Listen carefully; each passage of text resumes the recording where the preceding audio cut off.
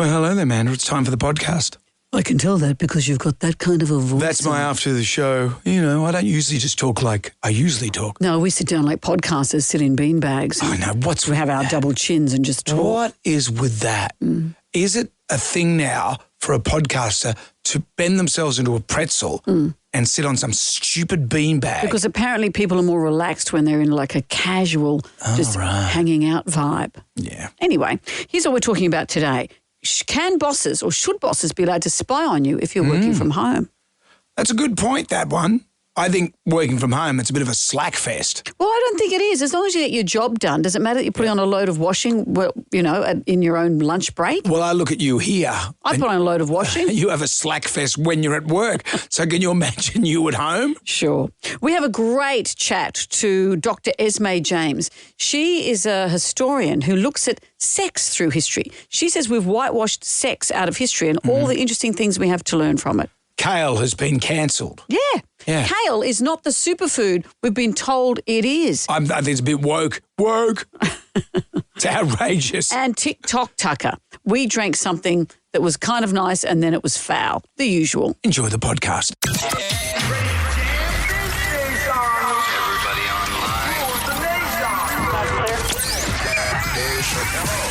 Right now, by the miracle of recording, we had so many requests for them to do it again. Mistress Amanda. Miss Keller. Amanda. Doesn't work alone. Wow, this is fantastic. Her friend is in a back room making the tools of the trade. I've heard them describe him as a drunken idiot. Sorry, I've been drinking beer. The legendary pirate Jonesy and Amanda the actress. Hello, Wiggles. Congratulations, Mandy. We're on the radio right now. What is it, you nutface? Jonesy and Amanda, you're doing a great job. You have no empathy for anyone but yourself, you giant tool. Now's the time to hear good radio. Sorry, a bit of a tongue twist there. But you're an idiot. Jonesy and Amanda are here. It's showtime, a-holes. We're on the air. Good morning to you, Amanda. Hi, how are you? I am great. The rain in Sydney town, which kind of makes me happy that it's happening right now because my junk pile went yesterday and I had some soft furnishings out there and I wanted them to go before the junk pile. So did it go in between the rains? Yeah.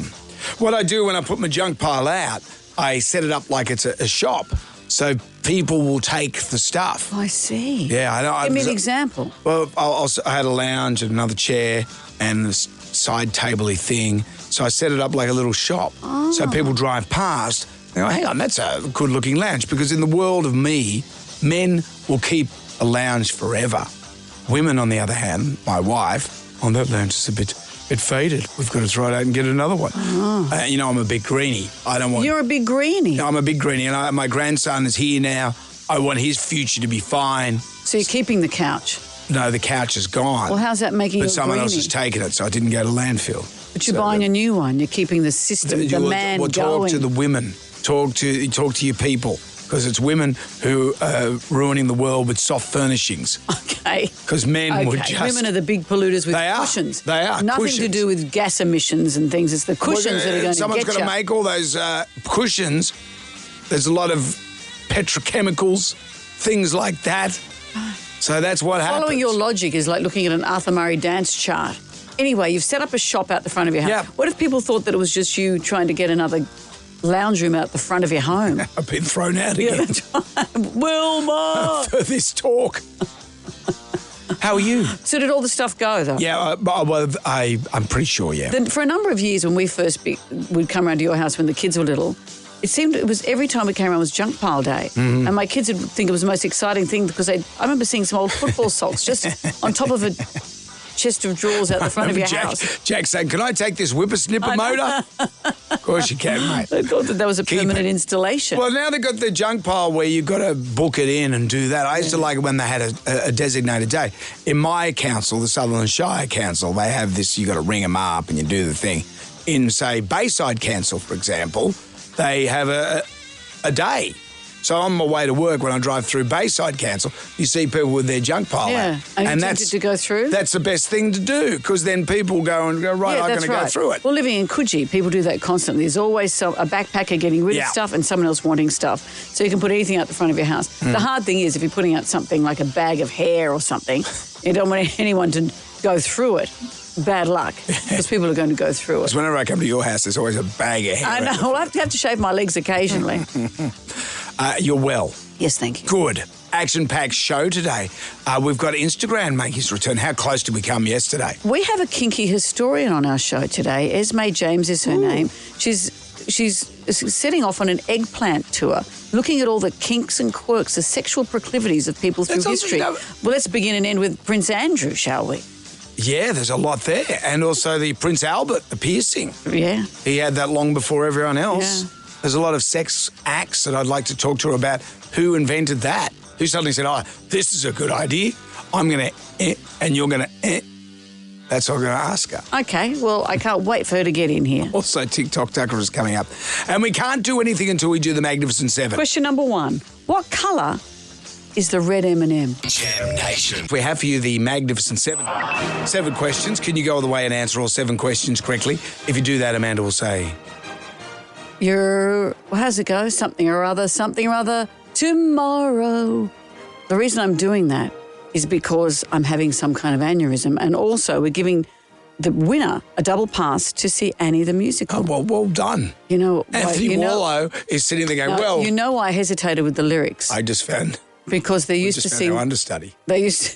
The reason I hesitated, because I couldn't remember how it went, because there used to be a terrible song that went, Your Head Will Come Off, Vic Morrow. Oh, yeah, because his head came off. His head came off when they were filming a movie, Twilight Zone. And so I'm terribly sorry. It's inappropriate. That's the only lyrics I know to that. Poor old Vic Morrow. I know, I'm sorry. How does the song actually go in Annie?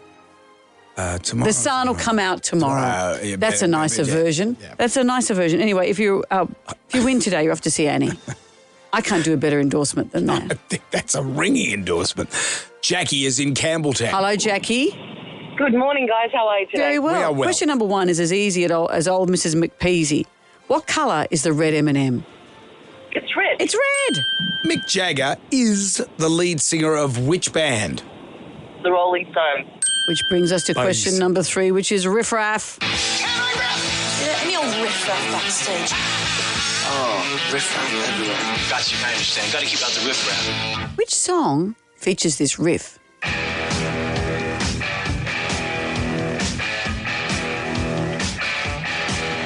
Yeah.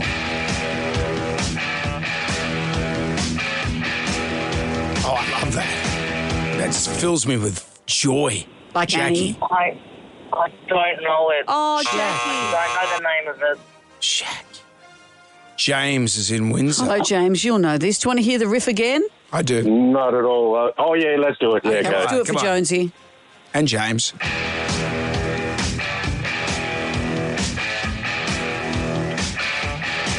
What's the song, James? Dirty Deed. Dunder Cheap. My brother always thought that it was Dirty Deeds and the Dunder Chick. He never knew what the Dunder Chick was, but who cares? But he wanted to do some dirty deeds with it, I bet. Which of the following did ancient Rome attacks to raise money? Was it A, left-handed people, B, public singing, or C, urine? Oh, Jesus. I'm going to go out there, urine. It was urine. Urine. This is the Emperor Vespasian. He taxed the collection of urine from Roman sewers because it was valuable. They used it for laundry, for tanning leather, for dyeing clothes. And when his son complained it was a disgusting policy, Vespasian famously held up a coin and said, money doesn't stink. Oh, there you go. Don't tell that to Northern Beaches Council. Oh, hang on a minute. We've got a lot of urine around here. True or false, the inventor of the Frisbee had his ashes turned into a Frisbee when he died, James? I'm going to go true. Yeah. Is it's it not true? gonna be- Yeah, of course it's true. When was this? Back in 2002. He died. His name was Edward. And they said, you know what, let's turn him into a Frisbee. And they Really? tossed him around the backyard. And his dog chased it. Yeah, of course it did. That's what I want. Which Australian Prime Minister went missing whilst swimming in 1967, James? That would be Harold Holt. Which brings us to question 7, James. Here we go, James. Here we go. Which Princess of York welcomed a baby girl into the world yesterday? Dearie me. Sorry, James. James. Brendan, you left out this interesting bit of information about the Frisbee. Go. Because before his passing, the inventor said, when we die, we don't go to purgatory. We end up on the roof and we lay there. So that's why he was happy to be turned into a Frisbee. Fair enough. Yeah. I just thought I'd give you some auxiliary information. Thank you. Mind blown. Sure.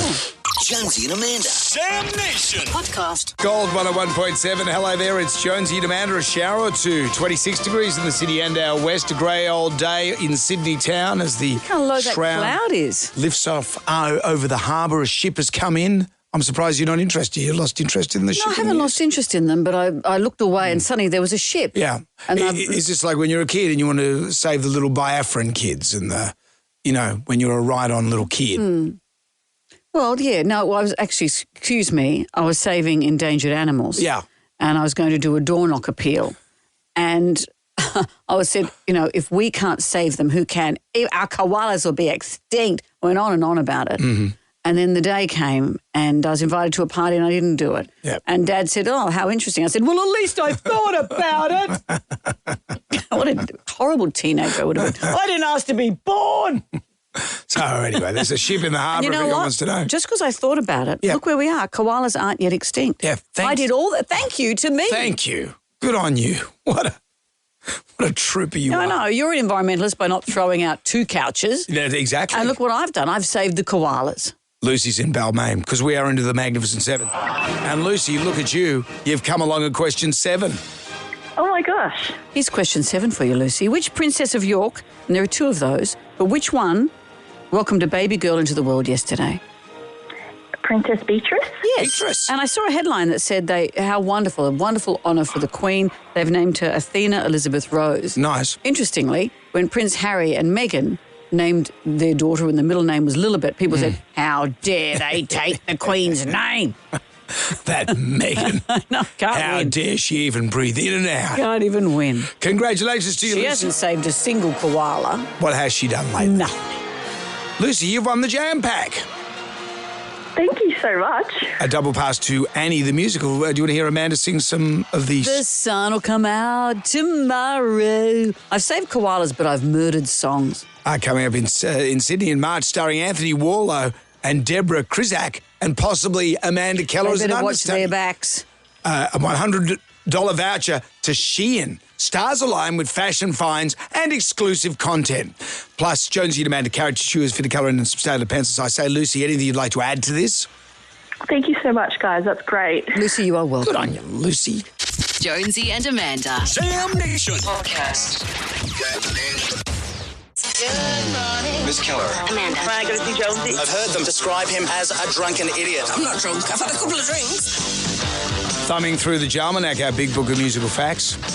Oh, this is a good one. You'll What is like it? this. Will I? What have you got? On this day in 1977, Kiss released their staple hit, Rock and Roll All Night. You love that song? Sure. But you just had a blank face. You don't like Rock No, and Roll All well, Night? I assumed it was released on some day. It's the one where Gene sings. Yeah. Gene sings a lot of the lyrics. Paul Stanley a few years ago said the song isn't about getting high, stoned and or / drunk. It's more of a song of celebration, you see. Even though the guys did enjoy that lifestyle. Well, everyone except for Gene, Ace and Peter used to really get into the whole Didn't drugs Gene? No, Gene's never taken a drug in his life or had a sip of alcohol, which I find hard to believe. It's a lot of other vices. Well, he said, well, all the other guys were into that side of it. Yeah. He was into the other side of it. While the people around me were getting high and drugs, I was guilty as charged of going after the pleasures of the flesh. Absolutely. Quite a bit of it. Ugh. Quite a Give it a rest. You old creep. Put it away. Let's put it on, Tom. Jam Nation. Double A Chattery drops It's today. dropped. It's Thursday. Thursday. This is the What are we- podcast I do with Anita McGregor. Your forensic psychologist friend. Yes. And I like saying that because it makes us sound smart. And I like talking to Anita, because I like her Canadian lilt, but I also like when she spills the beans on the weirdos she deals with. Well, no, she's very discreet. She doesn't really do that. Sometimes, you give her a couple, you ply her a couple of She's drinks, very discreet. a couple of ciders. She'll be making those up for you. She's and I like say, a so vault. Anita, tell me about the guy on the But road. what we're doing today is we're talking about packing. What kind of packer are you? Because there's a new trend, people trying to travel internationally and go away for a month, just taking a very small backpack that you take with you on board. Because I read this really interesting statistic. The average woman overpacks her suitcase by more than double, by about 60%. Easy, because you know you're only going to use half of it, but you don't know which half. So even if you plan what you're going to pack, it's that last minute, what if? What if I need snowshoes? What if I have to go to an anvil convention? All that kind of stuff. And suddenly your suitcase is completely full. What kind of packer are you? Men are the best packers in the world. Men often rely on their wives to do the packing. No, they don't. Don't you think? Well, they pack in the bag. Yeah. No. Do you pack your own toiletries when you go away? Yeah. Do you? I pack everything. Do you? And I put you have your all, own suitcase? Yep. In a tiny bag. Do you? Yep. Because that's what men do. When we pack a car, when I watch my wife pack a car, I go, what are you doing here? That's the worst job in the world. Often men, I know of men that just surrender and let their wives do all the packing. What's happened to those simps? Because I'll tell you what's happened to those simps. The wife has planned the holiday and she knows what they're doing and where they're going, and the guy goes, whatever makes you happy. That's how you travel. You've told me that, you simp. I do, but you I'm let Helen plan it all and you just turn up. You're given the gift of just turning up. Yeah, but I still pack the bag. That's the most weak comeback I've ever heard. I still pack I the have bag. a thing called, or the car. I have a thing called Hamlet syndrome, where there's a suitcase open in front of me, and the idea of what's going to go in there is so overwhelming that you can't do it. So you fluff around to the very last minute, which is what Hamlet did. There were so many big things to do. Yep. He did nothing. That's why he's holding the skull. That was Macbeth, wasn't it? I was too. Yeah. He packed the skull. Where am I going to put this skull? He packed the skull. I saw this person would have driven you crazy. I saw a TikToker who was determined to be the last person on the plane. She said, watch how I do it. Half an hour before the plane leaves, she leaves home. She gets to the airport. On the way to the airport, with little time to spare, she stops and buys some lunch. She gets to the airport and she's getting close to the gate. They've already called, everyone's boarding. She sits down to eat a sandwich.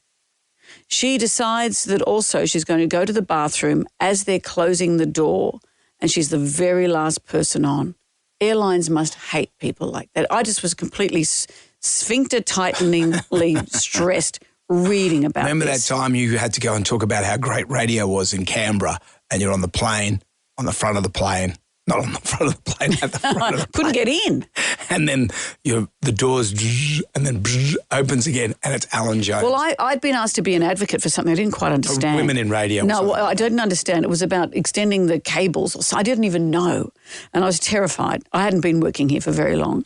And I was sitting on the plane and I thought, well, at least Alan's going to be on a separate flight, because I knew he was advocating as well. We're going down to meet John Howard. And then just before the door closed, in he came and sat next to me. And embarrassingly, he was going through a whole lot of really in-depth notes, and I was reading Who magazine. That's pretty much how that went. Was he wearing his tracksuit? No, it was a short flight to Canberra. That would be the flight tracksuit, not the arrest tracksuit. A friend of mine sat next to him on a flight to London, and Alan used to boast that he slept like 4 hours a night. Apparently, slept and farted for like 30 hours in a row all the way to London. I love this. Now that he's in trouble, he's just like unfettered. You know, I like the man, but that's true.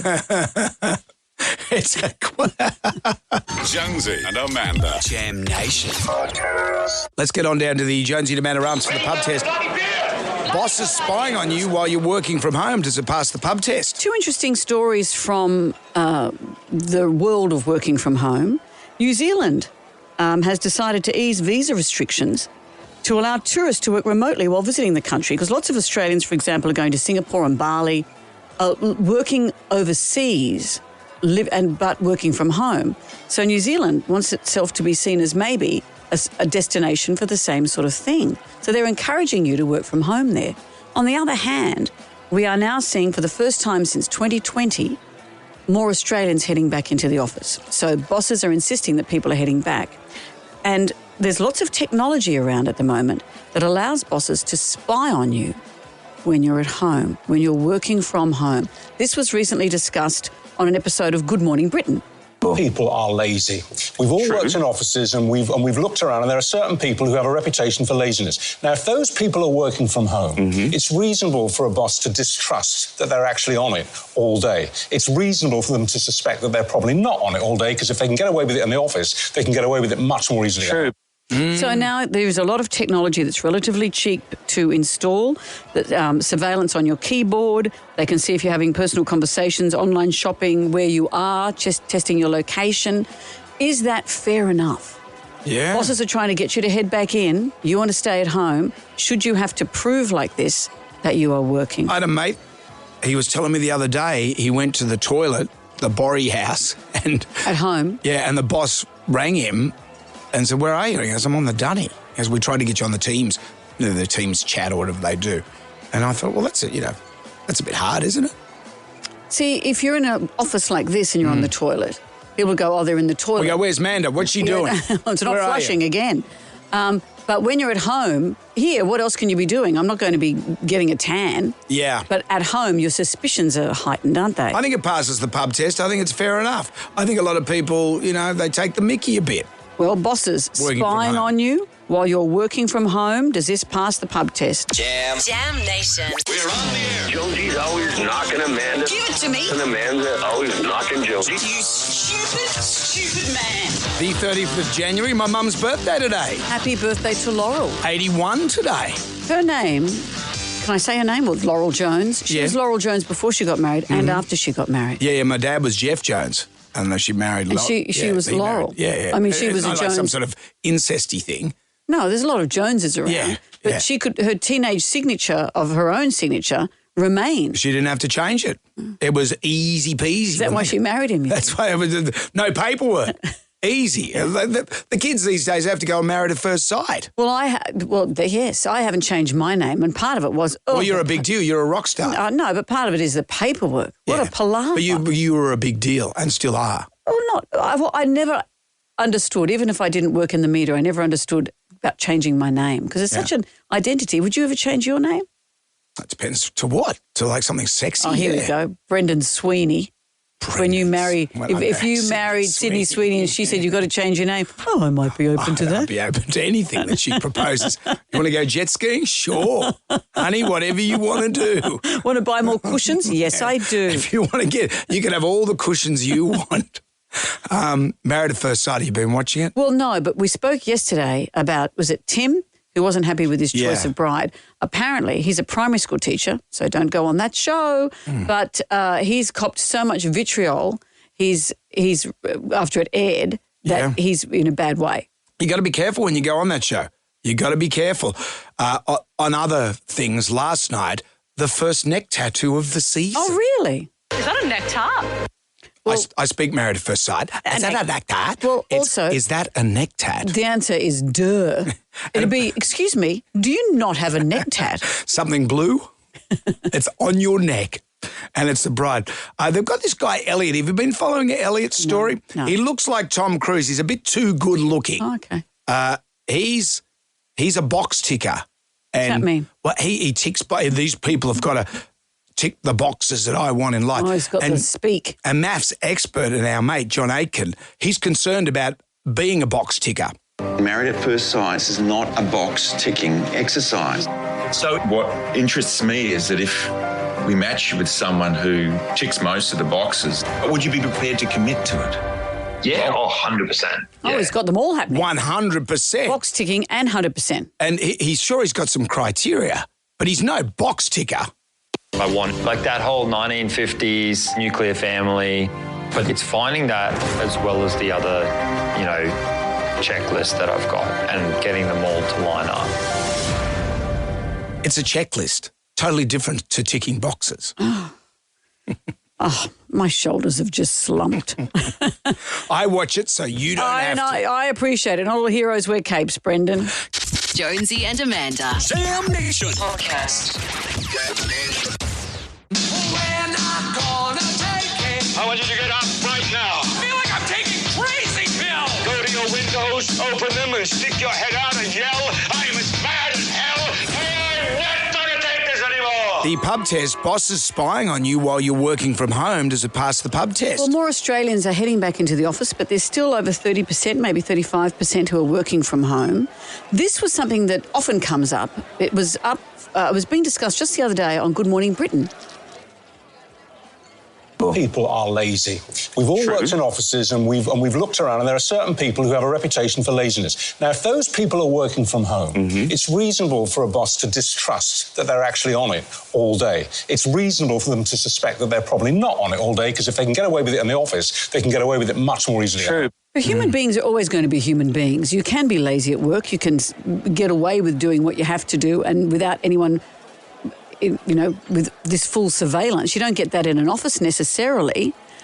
So why should you have to have it at home? But there's lots of technology now, whether it's on your keyboard to see how often you're on your keyboard, to see if you're online shopping, to see if you're on the phone, all this kind of stuff. How do you feel about it? Bosses spying on you while you're working from home. It's a pass the pub test. I think, yes, they should be able to spy on you. Well, if they're paying you and, to see make sure you're doing your job. Absolutely. If you're not doing anything wrong, you've got nothing to hide. They'd spy at if you were at work, they can spy at you at home. This doesn't pass the pub test. The amount of time I spend on my phone, I'd probably get fired. That's you. You're always on Wordle.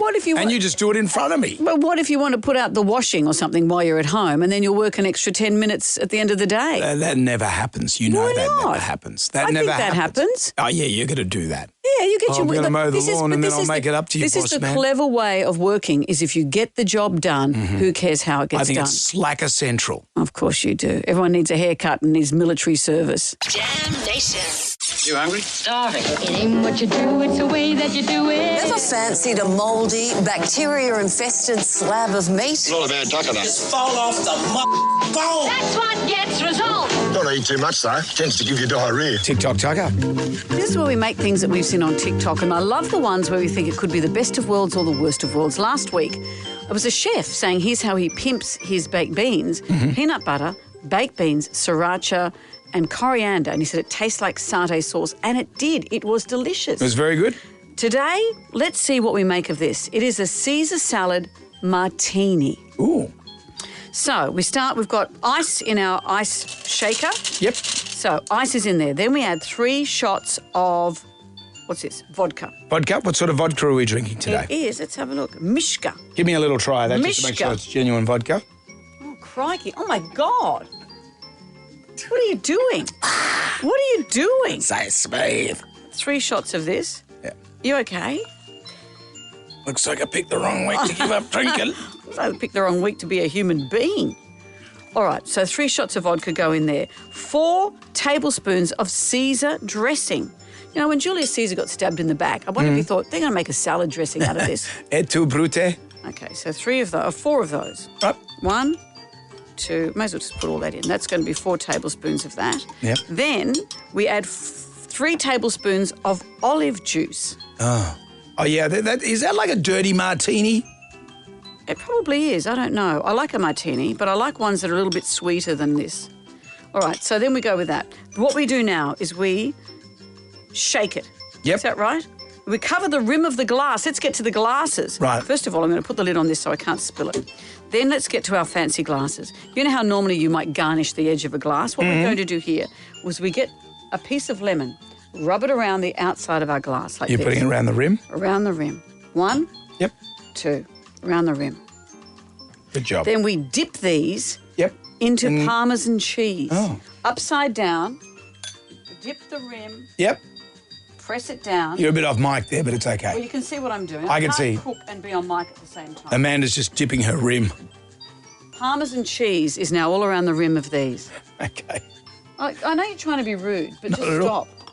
All right. So now what I do, It doesn't really adhere well. I have to know. If I had more time and I was allowed to be off mic, I'd make that a little bit more effective. Well, sorry, it's just so radio. now I'm going to just shake basics. this. I'm shaking this, Right. and inside this is vodka, Caesar dressing, olive juice. Well, let's keep shaking it, and then we'll be tasting. What's this called, love? I'll put more cheese on the rim, but this is Caesar salad martini. Jam Nation. You hungry? Starving. It ain't what you do, it's the way that you do it. Ever fancied a mouldy, bacteria-infested slab of meat? It's not a bad tucker, though. Just fall off the bone. That's what gets results. Don't eat too much, though. Tends to give you diarrhea. TikTok Tucker, we make food from TikTok and eat it. Amanda's just shaking things up. Sometimes we make drinks as well. Today we've got a Caesar salad martini. I love a Caesar salad and I like a martini. What do they like together? So in the mixer we've got ice, 3 shots of vodka, 4 tablespoons of Caesar salad dressing, 3 tablespoons of olive juice. I have... Do you want me to shake that up a bit more for you? I will in a second. I've also covered the rims of our glasses with lemon and I've dipped them into Parmesan cheese. Now I'm going to pour that in. Thank you. Gee, I hope the lid comes off. You've also had an enormous... That's enough. You've also had an enormous shot of vodka. Just to see if it was traditional vodka. Pardon? Mr. Johnson. I think we can assume it's actually alcohol. I just realised I'm going to go on the TV today. You're going to smell of anchovies and vodka. I'll have to breathe it all over Davey. Big morning on the Davey. radio. All right, so here we go. I'm pouring it into the cup, into the glasses. It just looks like a milkshake. It looks like breast milk. Well, I've done that now. And did you often have that served in a glass? You know, when you see, because we get a lot of pregnant or women here that have had babies. Let's just stop. I'm going to put some olive oil on the top. And they express their milk. It looks like breast milk. Where do you see it? Where do you see it? They don't stick it on the desk. In the cafe. Oh, yeah, and they froth it up for your cafe drinks. So I've sprinkled some olive oil on the top, some black pepper. Them, that's all. Oh, God, you creep. It's not creepy. And then black pepper. And then we put these, we garnish it with these olives like they do on a proper martini. Oop, that's gone in. And that's gone in. Now what I do, a final bit of something. I get an anchovy with this fork and I drape this over the side. Ready? As a garnish? Yes, as a garnish. Ready? And then you and I don't know about this. Pretty foul. I really don't know about this. Okay. How do you suggest we attack this? I think we sip it. Cheers. It doesn't look... Oh, it stinks. The Caesar salad martini. Oh. I don't think I can do it. Oh, that's... We have to do it. We have to. Do we eat the anchovy? What's the... Cheers, and just take a sip. Oh, yum. Yum. I like it. Do you eat the anchovy? You've got to eat it. No, you don't have to. Well, that's the garnish. That tastes like Caesar salad dressing, but it's a drink. Oh. I'm not going to eat the anchovy, but I kind of like it. You got to eat the anchovy. No, it's good. No, seriously. No, trust me. No, trust me. No. Trust me. Are you drunk? No, just eat it. No, it's a new flavour sensation. Try it. It's so good. Just eat it and now drink some. No, eat it. I'm not going to eat it. Just eat it. It's too early in the morning to eat an anchovy. You're not getting the experience. It's too early in the morning to eat an anchovy. That's really good. No, actually, now I've gone off it. You made me eat that. I liked it until then.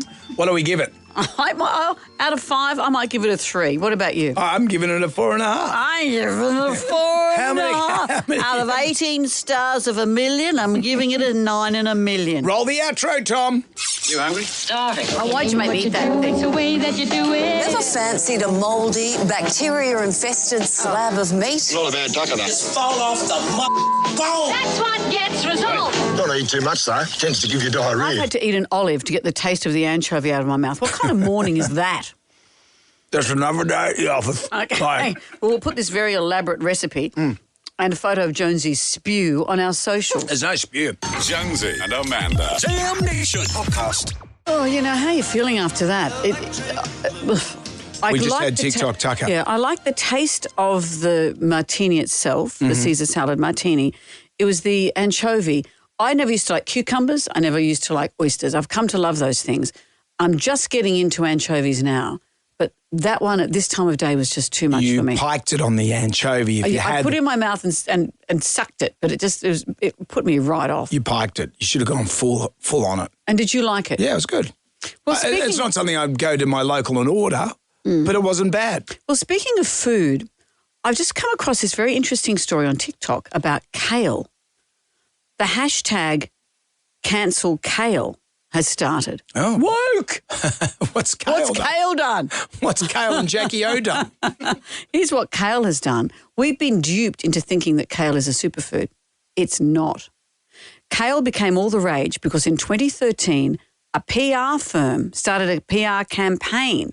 They created a fake company called the American Kale Association to popularise kale.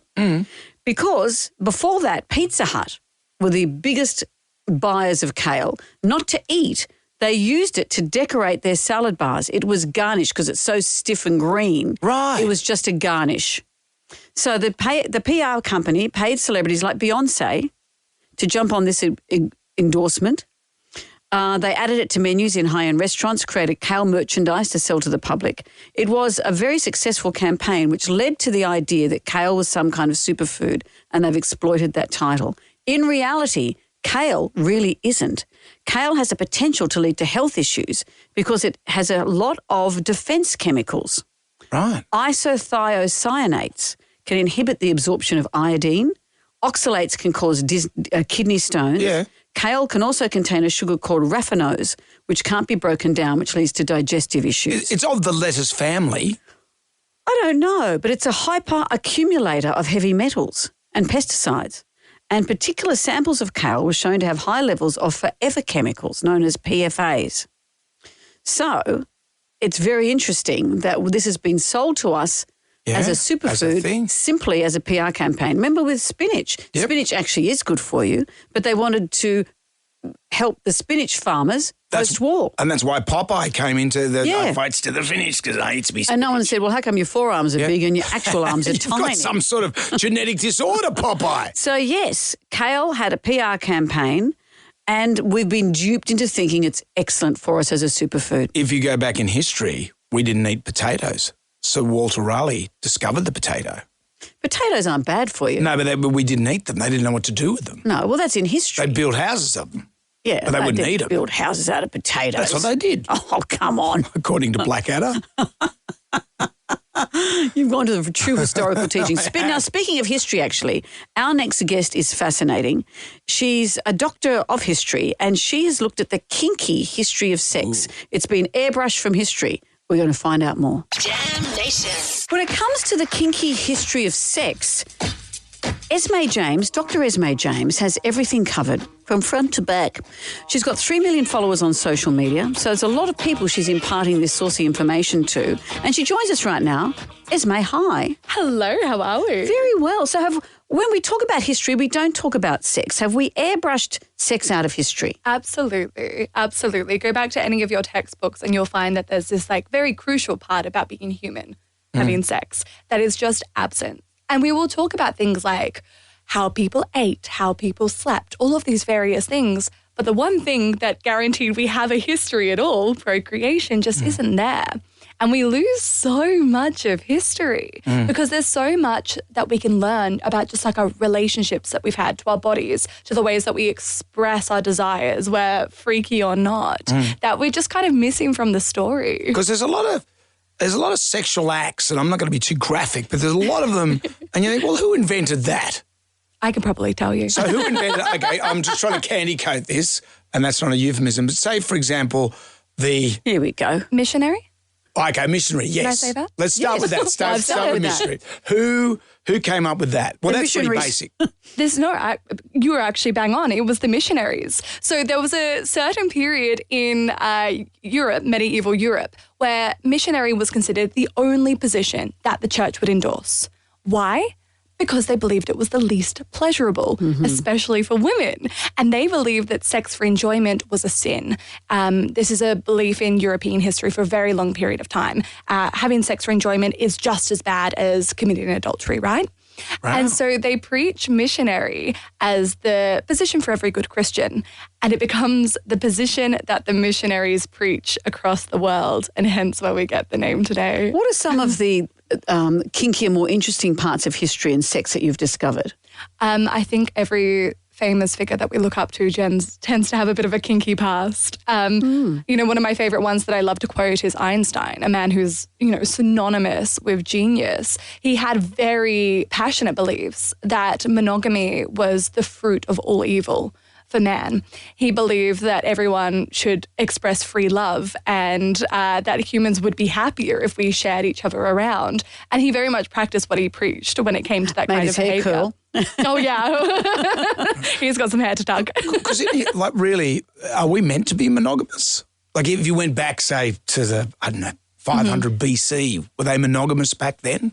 We have very different relationship structures throughout history, which is also something that's so interesting because we think today about monogamy as just something that we assume. But a lot of cultures don't practice monogamy, or they have different understandings of how that works. So back in places like ancient Rome, for example, it was very common for men especially to engage in multiple different relationships, but also there's a lot of exploration with other men and for women as well in places like ancient Rome. You know, we don't have that concept yet of binary genders, and so there is this kind of free-flowing love, but you would have your person on paper that you're kind of married to for political reasons or social reasons. And was it also for security reasons? Because wasn't that the old adage that men would have sex with anybody, but the structure of marriage meant women had a protector? Yes.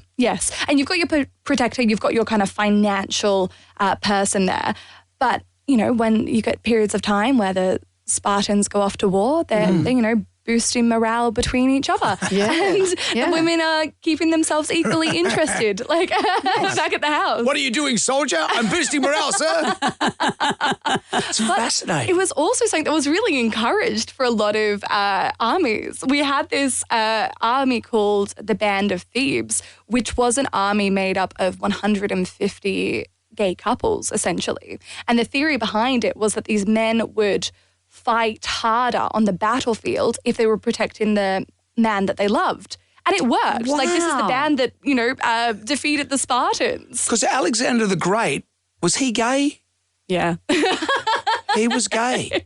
Yes. Well, but then again, it's really hard, right? Because we don't even have concepts yet of homosexuality and heterosexuality. Was that the church that shifted that? It is. And we only gained this concept about 250 years ago. It's something that's quite new in thinking. So when you perform your stage show, because you are taking your eggplant tour around the country. Love the eggplant. Do you have audio visuals? What's the show like? It is a bit of everything. We have burlesque dances. I do a tap dance as a giant eggplant, so, you know, wonderful. But also we've got a lot of, as you say, audio visuals. I believe that everyone should see the pictures of the prehistoric sex toys that I'm talking about. You know, it's really important. But also, you know, this is a fantastic way to learn. These stories are fun and they're quirky and, you know, they're silly. Real. They're real. That's and it's real. a huge part of history. And, you know, we need to make history more fun. Who was the first person to use the eggplant as an emoji? Oh, as an emoji? Like, so when did that become, you know, because now when you text something, you can't send eggplant, you can't send spurty water. But how often would you be sending an eggplant? I'm at the grocery store. Wow, I'm learning a lot about you. That's right. I'm getting eggplant and spurty water. Yeah. No, I don't know why people, you know, someone had to come up with that. I think so. Well, I do know that some people do use it innocently because when my book Kinky History came out, I've got a big eggplant on the cover. And I have found it in the cooking section a couple of times. Really cooking up a storm in the kitchen there. But Fascinating. Covered in hot Esme. oil. How kinky. Absolutely fascinating. Dr. Esme James, for tickets to Kinky History Live, the Eggplant Tour, go to bombpresents.com. Esme, thank you for coming in. Thank you for having me. Loved it. Jonesy and Amanda. Jam Nation Podcast. Grab right now. Who wants some free money? Instant. Going fast. Moolah. I like the sound of that. Jonesy and Amanda's Instagram. Everybody cut 139736 is our number if you'd like to play 10 questions, 60 seconds on the clock for Instagram. If you can pass if you don't know an answer. We'll come back to that question if time permits. You get all the questions right, $1,000. You can make that $2,000 by answering a bonus question, but it's double or nothing. What about George yesterday? Came so close. Whoa, so He close. answered question 10 just after the buzzer. And the poor guy said, hang on, but I got that right. Yes, George, you did. But the buzzer had gone off. Natalie's in Maroubra. Hi, Natalie. Hi, guys. How are we? Very well. All right, Natalie, let's see what we can do. 10 questions, 60 seconds. If you're not sure, say pass, because usually we have time to come back, all right? Okay. Here let's we go, do it. Natalie. Question number 1. Okay. How many seconds are there in a minute? 60. Question 2. What's the main ingredient in an omelette? Egg. Question 3. In poker, which card holds the highest value? Ace. Question 4. The Birkin is a brand of what accessory? Oh, what is it? Sorry. The Birkin is a brand of what It's a accessory? handbag. Question 5. True or false? Earth orbits around the moon. Pass. Question 6. Phoebe Buffay was a character in which TV sitcom? Friends. Question 7. How many pyramids of Giza are there? Pass. Question 8. Boy George was the lead singer of which band? Wham. Boy Boy George. The other Boy white George, meat. the Culture Club. George Michael was... Boy George was Culture Club. Oh, Nat. Earth orbits around the moon. True or false? True. No, the moon orbits around Earth. And there are 3 pyramids of Giza. Oh, that's okay. Oh, Natalie, okay. sorry. That's okay, Egyptians. We'll let there be 3. That's enough of that. Natalie, thank I you. haven't had my coffee yet. Oh, yeah. We'll go and relax with a coffee. Thank you. Thanks, Natalie. Jam Nation. Remember when Jaws first came out and how terrifying it was?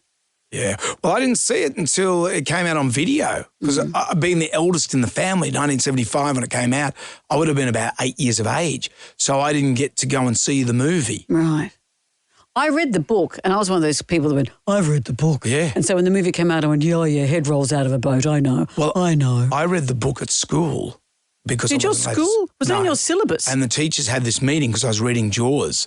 And then the teachers went through and highlighted the very sexy dream that Chief Brody's missus had about They highlighted it so you could read it again. Matt Hoople. No, they said, should he be reading this book? Because there's a very detailed sex dream. Apart from the grisly deaths. No, there's a detailed sex Yes, dream. I'm understanding what Remember, you're saying, but Chief there's also Brody's death. missus was always up for it in the book. Remember, she was always up for it and always drinking.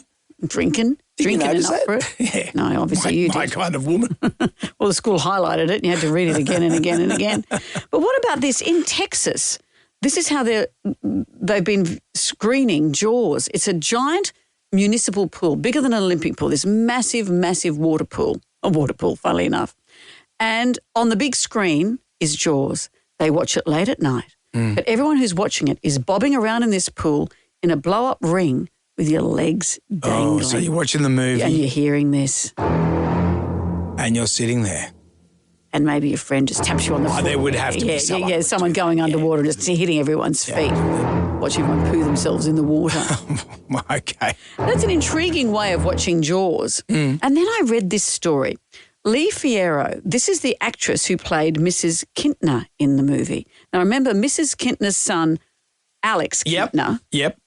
Alex was the kid who gets chomped. Gets munched by the shark on the raft. Yes. And she tells him to get out of the water because his hands are going to prune. Yeah. Which does nothing to you. Instead, sit Maybe- on the beach and get melanoma. Well, maybe she said get out of the water because you're going to get chomped by a shark. Might be more than your fingers Well, are I going to don't go think pruny. Mrs. Kintner knew that Gotta at the be- time. I know. That's hard to say. Cripes. Remember this? Now get my raft and go back out in the water. Let me see your fingers. Alex Kintner, they're beginning to prune. Just let me go out a little longer. Just 10 more minutes. Thanks. Neck minute. Neck minute. Alex gets chomped. Should at least get the raft back. Well, Lee Fierro was the actress who played Mrs. Kintner. She once visited, I just read this yesterday, she once visited a seafood restaurant in Massachusetts and noticed there was an item on the menu called, how sensitive, the Alex Kintner sandwich. Yeah, right. She was amused. She thought it was funny. Yeah. But she mentioned to the staff that she'd played Alex's mother in that iconic film. Well, to her surprise, the restaurant owner came out to greet her. The restaurant owner is Jeffrey Voorhees, the actor who played her son, Alex Kintner. Whoa. Whoa. What are the chances? So he owns his restaurant, which is why he was selling the sandwich, the Alex Kintner sandwich. The Alex Kintner sandwich. And his movie mum, who said, don't get pruny, walks in and orders the sandwich. Wow. Yeah. Isn't it great that they're still with us, though? Yeah. You know, both of them. Mm. That's extraordinary. And the raft. The raft, I'm afraid. But for all the people who saw that movie who were really young, you can be really old as well and be terrified to swim at night. Well, my but mate- for young people, wipe them out. My mate Omo went and saw Jaws because he is the youngest with the siblings. So the older siblings take them along to see. How old was he? He was the same age as me, so he would have been 8 to see Jaws. And I don't think you're right at that age to see Jaws. My wife, Helen, for example, she's the youngest as well. Her parents and brother and sister took her along to the drive-in to see a movie called Burnt Offerings. What's that? It's like this horror movie. Had Oliver Reed in it. And it doesn't sound good, does it? So far, It's not good. It's not Herbie Goes Bananas. It's Burnt Offerings. Is Julie Andrews in it? Oh, Oh, this is something the tribal drama. All right, we'll get to it next. Jonesy and Amanda. Jam Nation podcast. You know, we're talking about parents taking kids who are too young to see scary stuff. I saw some footage. Was it in the 70s when Alien came out? What would that have been? Yeah, Alien was 79. I believe. Yeah. So there's some footage of a journalist or a reporter who's at the cinema. This is an R-rated film. And as parents and their kids came out, she was interviewing the parents and the kids. It went a bit like this. Are you sorry, sir, that you brought your son along to see Alien? No, ma'am. I think he should have seen it. It's something that he needs to know that things like that could happen in life. That could be a true story based on, science. We never know what's going on the outside of the world. Right. And how'd the kid feel? Did the movie scare you at all? Yes, ma'am, it did. It scared all of us. This is where the alien popped out of John Hurt's chest. Yes. That could happen. It's a documentary. What's wrong with parents? What would you do that? Oh, okay, Tom. That's why the tribal drum is beating for... Did the movie scare you at all? Yes, ma'am, it did. I can't believe my parents took me to watch... Nicole has joined us. Nicole, what were you taken to see? My parents took me, age 14, and my older sister, who was 18, with them to see A Clockwork Orange. Oh, come on. That's big. That's rated R. Well, all I remember from that, and I saw it as an adult, was someone's eyes being pinned open. Yeah. What terrified you? What do you remember of it?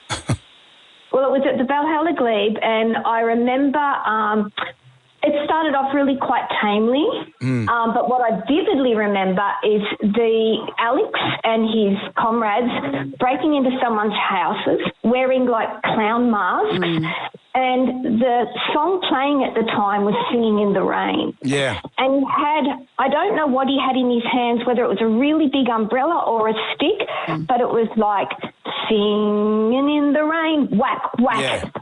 Singing in the rain, whack, whack. And they beat this guy who's like a teacher or something almost to death, and then they make him watch as they gang rape his wife. Oh, my God. Yeah. And you were, 14? Yes. Yay. And they had the strange eyelash arrangement. Good times. What a... Walt Disney saying, why didn't I think of that?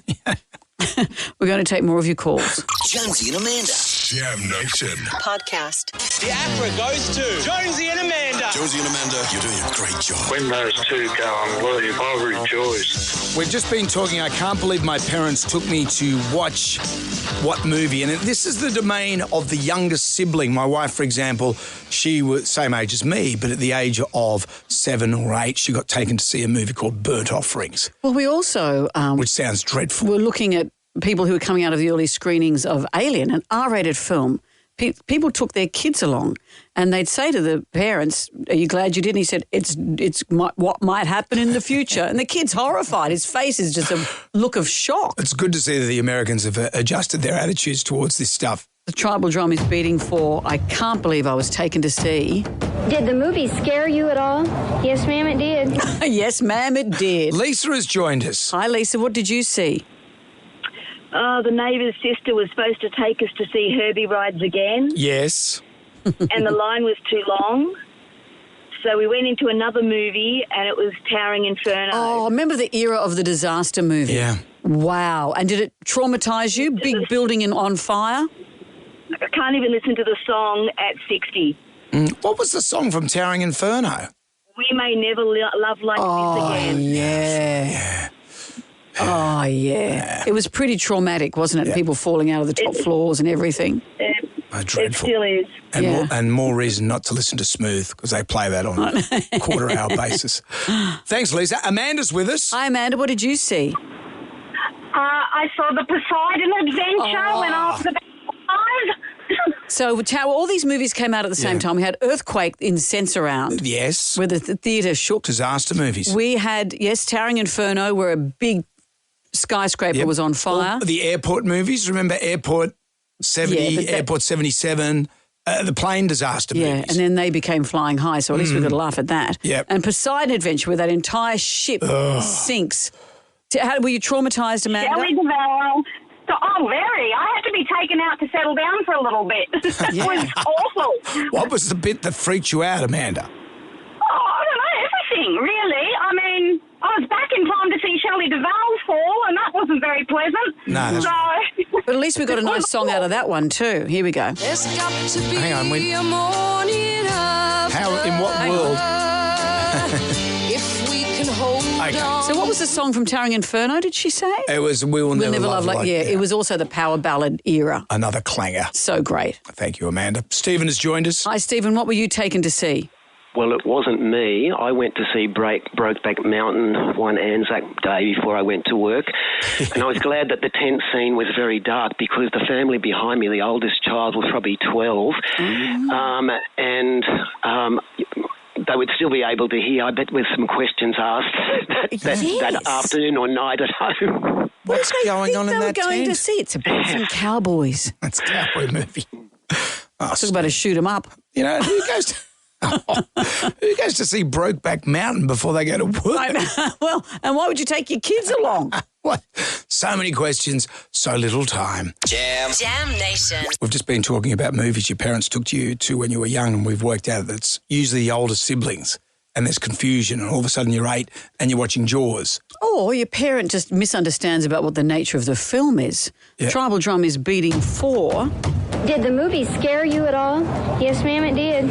I was just talking about my wife, Burnt Offerings. She got taken along to see Burnt Offerings at the drive-in. And that sounds like some kind of Amityville horror And thing. I was just YouTubing the film clip. So it's got Oliver Reed in it, and it's got Burgess Meredith in it. But it's about this haunted house. It all began as a summer vacation. A young family found a beautiful old house. It had secluded, spacious grounds, a large swimming pool, magnificent furnishings. So you are the people who want to rent this house? They thought it was the answer to their dreams, but it was the beginning of a nightmare. It will possess this woman. It will destroy this man. It will terrify this child. And no one can stop it. God, how old? Offerings. How old was Helen? She would have been about 8. Oh, my God, I couldn't handle that now.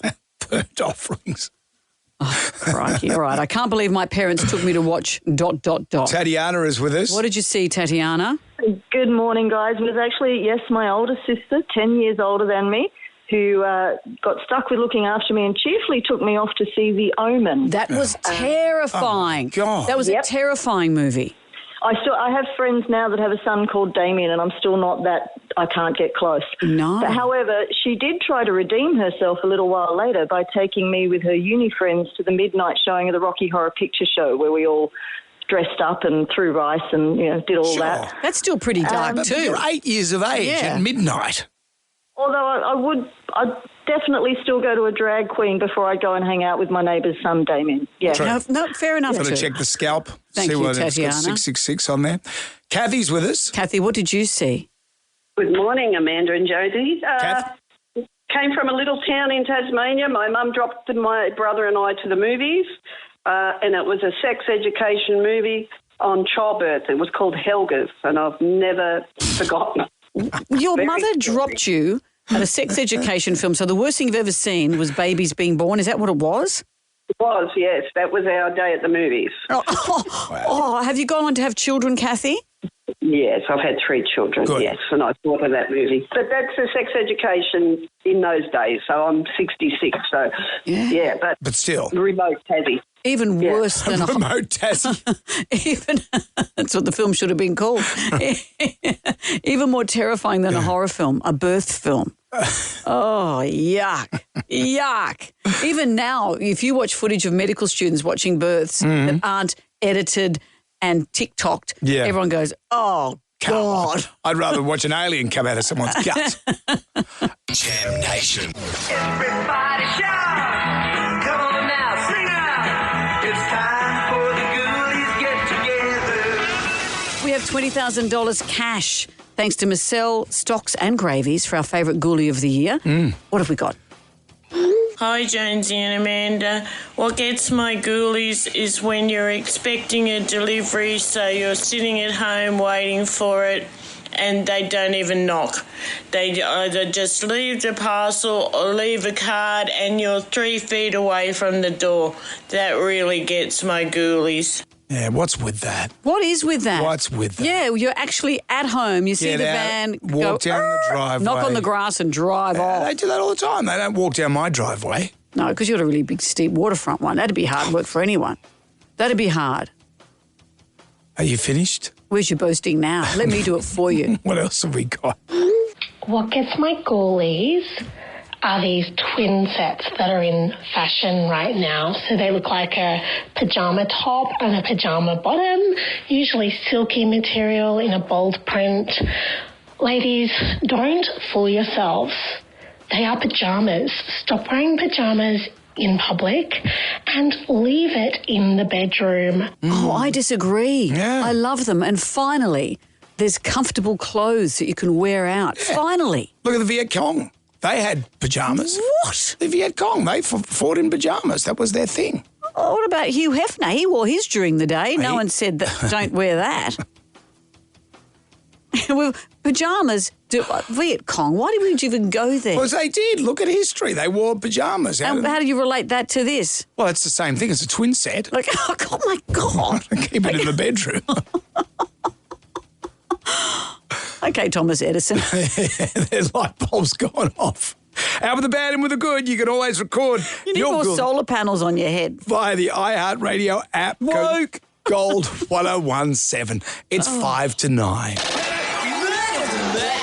The Viet Cong wore pyjamas. They did. Is that a title of your new book? It's history. Our favourite caller, email, or Facebook friend wins $300 to spend on dinner and drinks at Zephyr. Mm-hmm. This is the fabulous rooftop bar at the Hyatt Regency at Darling Harbour. You're going to love it. The tribal drama's bidding for I Can't Believe My Parents Took Me to Watch. Did the movie scare you at all? Yes, ma'am, it did. Well, Nicole from East Hills was unlucky enough to see Clockwork Orange. And she sort of gave us a full-on synopsis about the movie. I don't know what he had in his hands, whether it was a really big umbrella or a stick, but it was like singing in the rain, whack, whack. Yeah. And they beat this guy, who's like a teacher or something, almost to death, and then they make him watch as they gang rape his wife. Oh, my God. Yeah. And you were, what, 14? I love the change of inflection. And then they murder his wife. Righto, you two. That's enough. Phil Collins should have been more like that. Needy or Greedy from 9 o'clock this morning with Ugly Phil. So good. We'll be back from 6 tonight for Jam Nation. See you then. Good day to you. Well, thank God that's over. Goodbye. Goodbye. Wipe the tears, baby, from your eyes. Catch Jonesy and Amanda's podcast on the iHeartRadio app or wherever you get your podcasts.